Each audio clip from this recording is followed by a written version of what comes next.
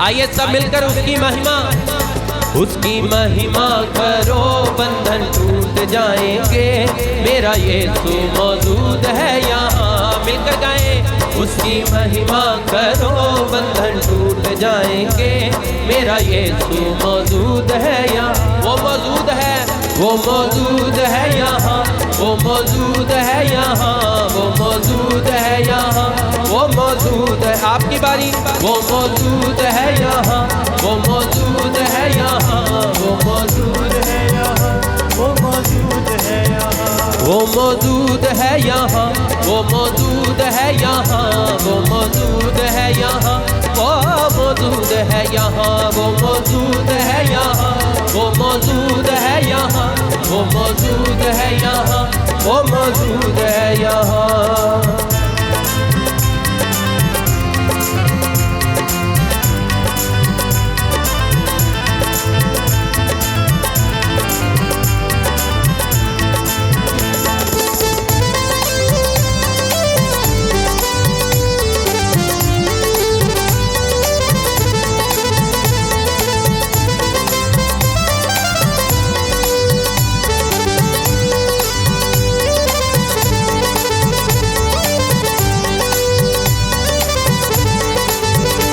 ना तू कमजोर हो, तेरी ताकत है वो तेरा हौसला, तेरी हिम्मत है वो, तेरी हिम्मत है वो, तेरी हिम्मत है।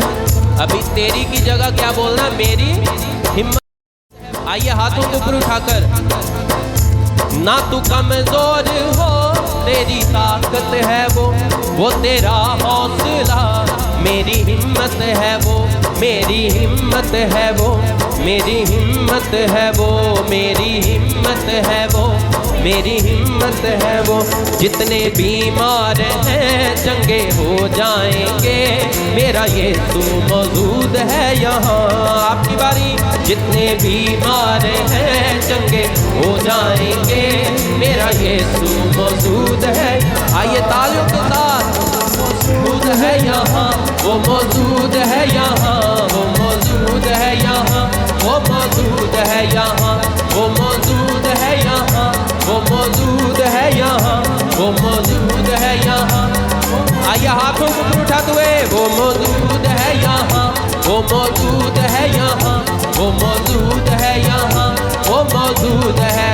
मिलकर मौजूद है यहाँ, वो मौजूद है यहाँ, वो मौजूद है यहाँ, वो मौजूद है यहाँ, वो मौजूद है यहाँ, वो मौजूद है यहाँ, वो मौजूद है यहाँ, वो। आइए तालियों के साथ। वो मौजूद है यहाँ, वो मौजूद है यहाँ, वो मौजूद है यहाँ, वो मौजूद है यहाँ, वो मौजूद है यहाँ, वो मौजूद है यहाँ, वो मौजूद है यहाँ, वो मौजूद है यहाँ, वो मौजूद है यहाँ, वो मौजूद है यहाँ, वो मौजूद है यहाँ, वो मौजूद है यहाँ।